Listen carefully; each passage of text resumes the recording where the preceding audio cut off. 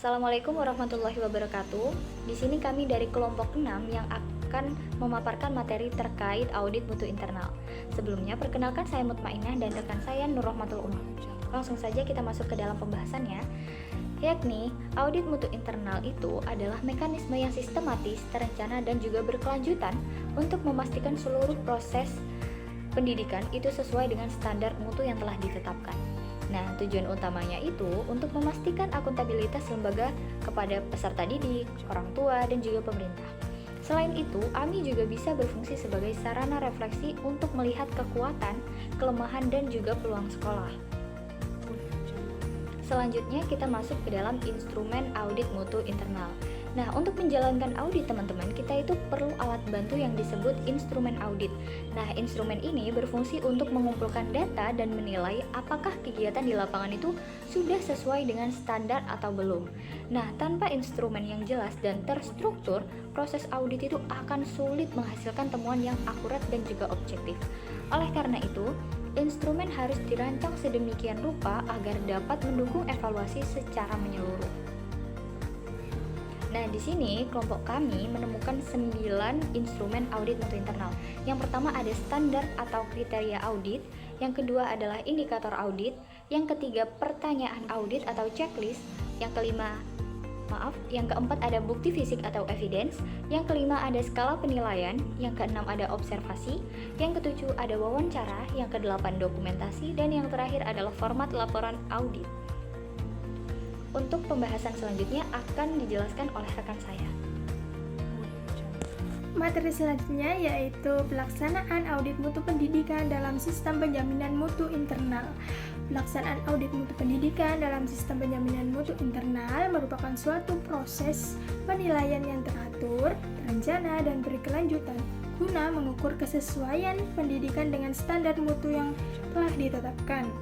Audit ini merupakan bagian penting dari siklus SPMI, khususnya pada tahap evaluasi dalam konsep PPEPP, perencanaan, pelaksanaan, evaluasi, pengendalian, dan peningkatan.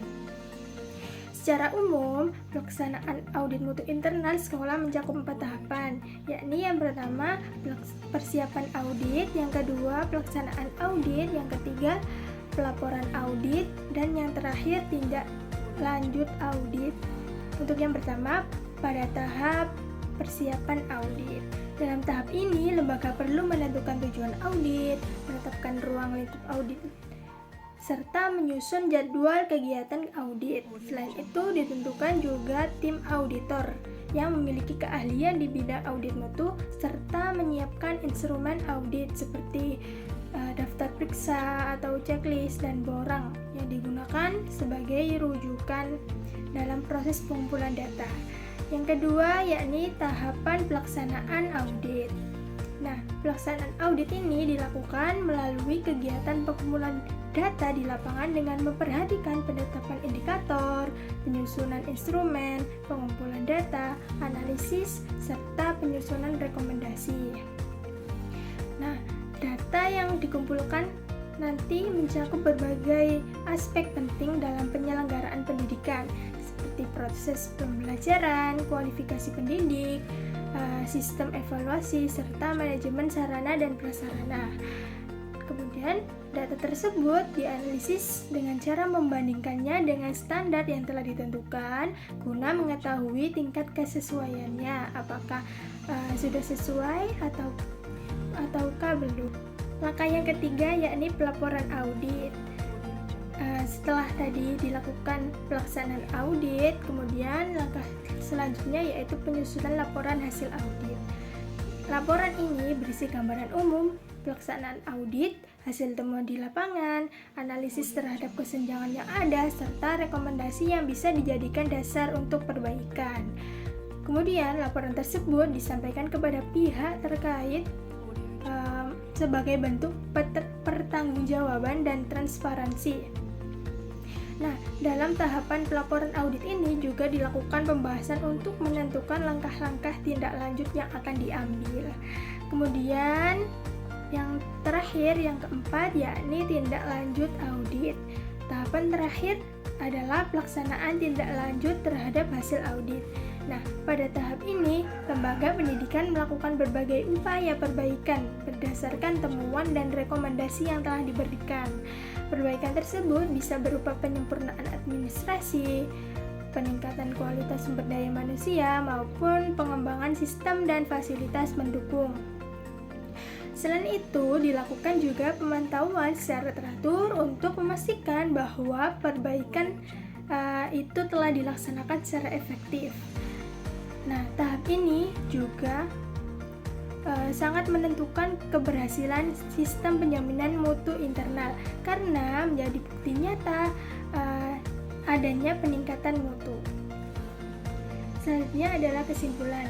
Berdasarkan penjelasan yang telah disampaikan tadi dapat disimpulkan yang pertama, audit mutu pendidikan adalah proses evaluasi berkelanjutan untuk memastikan penyelenggaraan pendidikan sesuai standar sekaligus sebagai sarana peningkatan kualitas serta akuntabilitas kepada pemangku kepentingan yang dilaksanakan melalui tahap perencanaan, pelaksanaan, pelaporan, dan tindak lanjut guna membangun budaya mutu dengan dukungan pimpinan, partisipasi warga sekolah, dan sistem informasi yang memadai.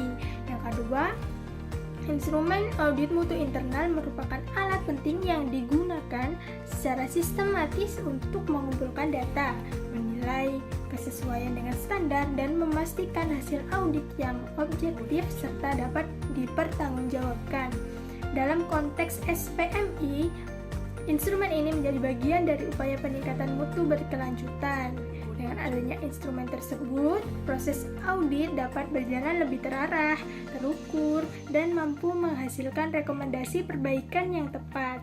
Yang ketiga, pelaksanaan audit mutu pendidikan dalam sistem penjaminan mutu pendidikan atau SPMI merupakan suatu proses penilaian secara sistematis yang bertujuan untuk mengukur kesesuaian pendidikan dengan standar yang telah ditetapkan melalui 4 tahapan yang bertujuan untuk mengidentifikasi tingkat pencapaian standar, menemukan kendala, serta merumuskan perbaikan.